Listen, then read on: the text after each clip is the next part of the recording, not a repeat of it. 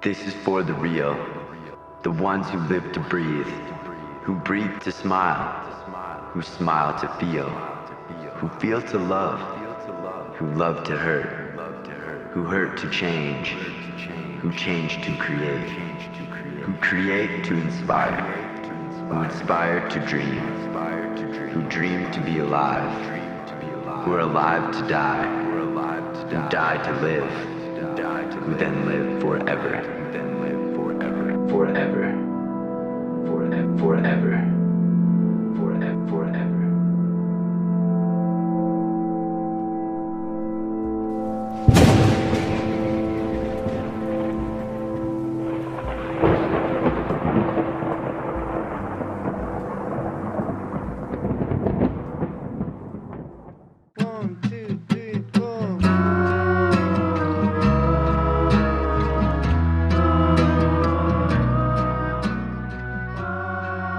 When we started out, we were seeking to find something only found by experience, something greater than us, and a way to share it. Where are we, Alex? We're in Yellowknife, staying warm. Not in LA. We hopped on a plane and headed north. Across the universe, I'll wait to realize that love is my reflection. Hoping to connect with individuals, groups, and cultures that shared our vision of community. Common unity. The First Nations had once established ways to exist harmoniously in large societies, living synonymously with their environment for thousands of years. Maybe these predecessors had it right all along. After all, what is progress if it induces regression elsewhere? As we headed northward, we hoped to find remains at the roots of coexistence. Across the universe, I sing under the sea.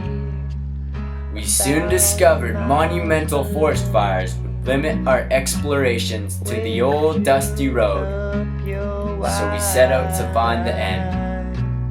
Perhaps where the pavement ended, we would begin to see what lay beyond the lines and boundaries that society loves to impose upon us, a place that truly symbolized the shedding of induced limitations.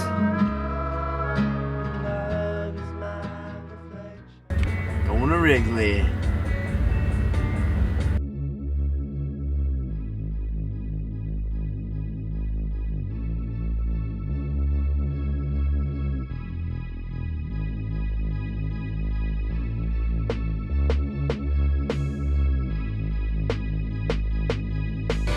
Come on, man. I know I'm not local, but what is this? Really? Donnie would have hooked it up, man.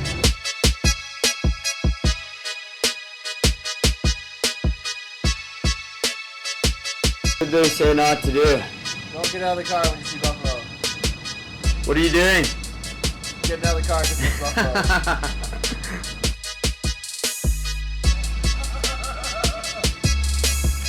Don't like that. We arrived in a remote Dene town on our journey to the end of the road. We had arrived in time for the hand game, a traditional game dating back thousands of years. It was during our time in this remote town that we realized In order to find what we were looking for, we had to stop looking.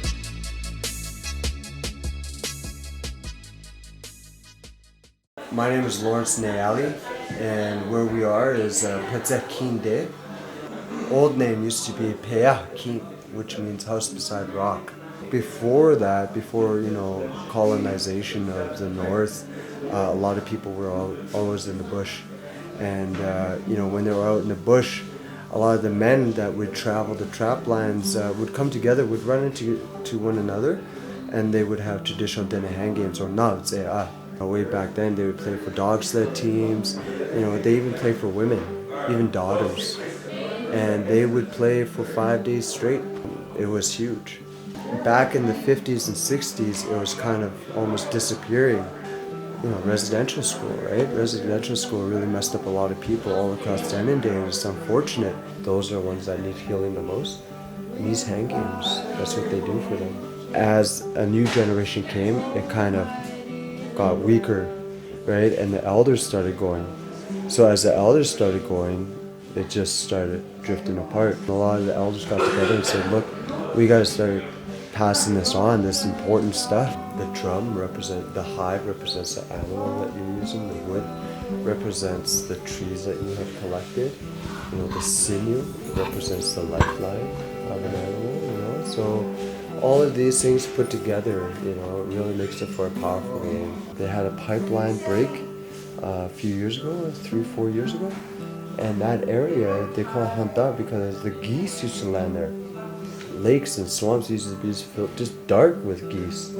We get it. They want to be like Alberta. They want to be rich. They want to have good stuff and easy life, but with all of that comes the sacrifice. But there's lots of prophecies all across Denendeh about that. About the 3 pipelines coming through, the 3 snakes they call it. And we stopped at one already, the MGP. And we're starting to see it. We're starting to see erosion along the Mackenzie.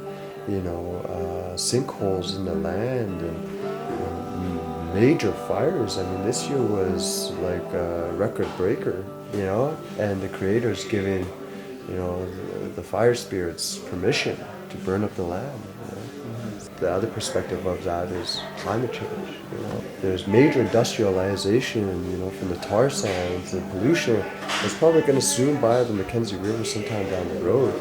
And are we prepared enough? Do we have the tools to go back out in the land? Yes, we do. Say, be strong like 2 people. The Tlingchong have that saying, and we understand where they come from. Be strong in the modern way, in the way of life today, but also, understand the old ways. There's a new movement now where the young people are actually, like we're saying, they're waking up, they're understanding, and we look up to the First Nations now. They're kind of like a way that we want to look and thrive to become. Yeah. Right? So if the First Nations themselves are not doing those things, there might be that divide when the people get there and realize, well, what are we looking up to? There's nothing there. That's our responsibility as young people that have this knowledge. And for those that were raised by elders, they're like the chosen ones, right? Because they understand from a very young age how it used to be and how it should be and how it needs to be. So Alex and I have been out all day gathering spruce gum. Yeah. I'm just kidding. Yeah. Tell us what we're about to drink. What you're going to sample here is Northern Denny spruce gum, which is the northern medicine. It's made by Madeline, the elder. She takes the spruce gum from the tree and she boils it and makes it into an elixir, which is drank to help cure any ailments that you may have in your body. It's even known to have cured cancer. So this is the secret. This is what the healthcare system is holding out on us. So Strong. Israel tastes Whoa, bitter. you're going for it. That definitely cures cancer. It wasn't too long ago that they just came out of residential school. So all of that impact from that, intergenerational impacts, really traumatized a lot of the northern communities. But they're coming together and people are starting to see that healing needs to happen. And healing is through this. It's on the land. This community was the first we had stopped, but from the outside looking in reflected every other we had passed, riddled with derelict homes, drug, and alcohol abuse. How did such an adaptive people that had perpetuated their traditions for thousands of years earlier lose touch so quickly with their very livelihood? We met elder mothers that spoke their native tongue, yet could not correspond with their middle-aged children as they had been torn away from their homes as youths. Forced to assimilate into the dominant Canadian culture administered by Christian and Catholic churches. 4,000 children died while attending these schools. Many of the rest were the men and women of these communities who had resorted to drugs, alcohol, and violence to escape memories of their time in these schools. Those that hadn't given up seemed lost, and rightfully so. Who was left to point them in the right direction? They had lost everything that had fueled their very existence to this point. We had to meet their chief. Maybe he held the answer.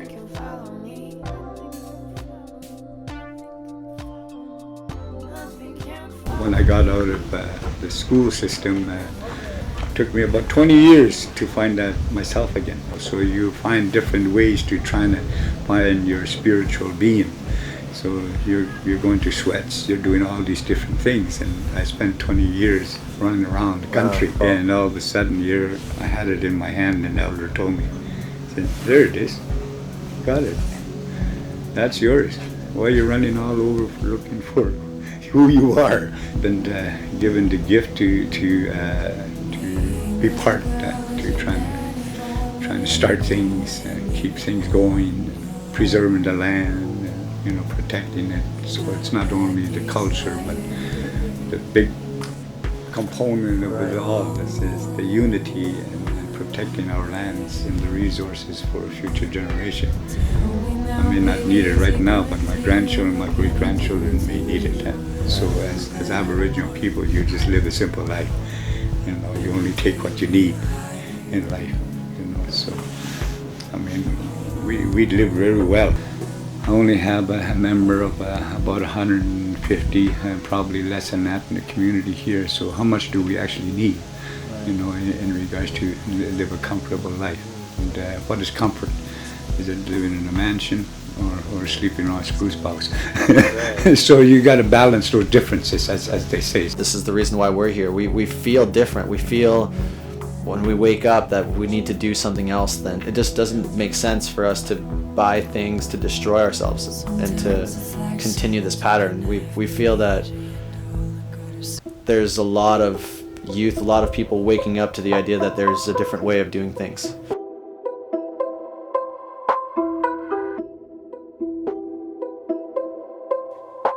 The Dene chief had helped us realize that the answer was in us all, the universal all, but the key was the youth. So we set out to find famed artist James Wedson, who had faced adversity his entire life. He lived in Beckstead, the community where people were stabbed over cigarettes, and hairspray was removed from the shelves due to people ingesting it for cheap buzz. Like I was involved in a lot of stuff. You know how the kids grew up here drinking drugs, solving abuse and all that. Roughly 13 years ago, I took one of my frustration on a rock. Last year at the trade show in ᴄᴏ, and a lot of people are coming up to my table and asking me that they're saying that, looking at my name on the table, they're saying, "You paint a lot like James Woodson, but you're better than him," they said. And then I said, "What do you mean I'm better than James Woodson?" I said, "I am James Woodson." The painting was like a healing journey, but I didn't know at the time my art was like healing to me. But at times I tried quitting drinking or quit doing stuff on my own, but it was hard at the time. So I got into different carving, and then I lost track or thought about drinking or stuff like that. That went out of my mind years ago.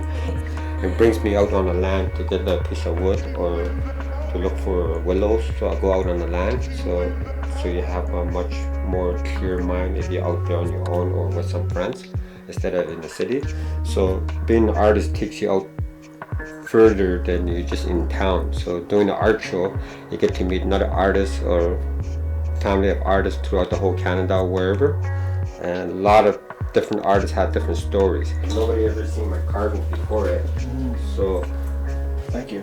back then when I decided to, when I decided to quit drinking, I tried getting counseling or whatever.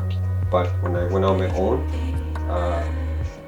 carving and painting became much healing in my own way, I guess, because when I'm painting, that's for business, but carving is after business. One day, I didn't know what I wanted to do as an artist. I don't know who I wanted to be. My grandfather told her that if this child grows up and he's going to become somebody more important when he grows up, and he's going to have more respect from the people, and many young generation will follow him and will look up to him. So I never thought that I'll be an art teacher or art instructor at this point. So, and then I became on the NWQ Art Council. So we give out grants. I work with the youth. I go into school and work with the students in the college. As a young person, you have to get much education yourself and stay sober. You have a mind clear of what you want to do. And that took me a while to figure it out. Even though I'm still young, I'm still learning through art. Art is like, it's like healing.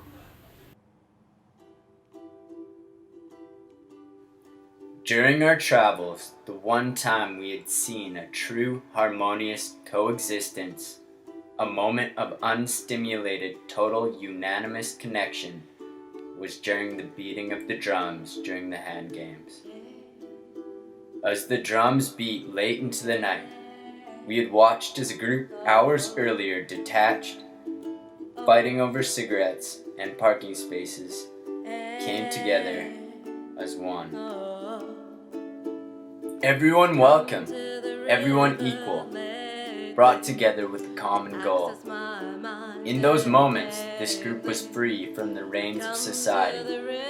We had found what we were looking for, a common goal we all shared, a common unity. We were one. If only the world could share a common unity. We needed a movement that would show people something beyond the separations of class and other superficialities. But how could we bring moments such as these with us? How could we share what we had found beyond the end of the road? We needed a way to promote free thinking in our society.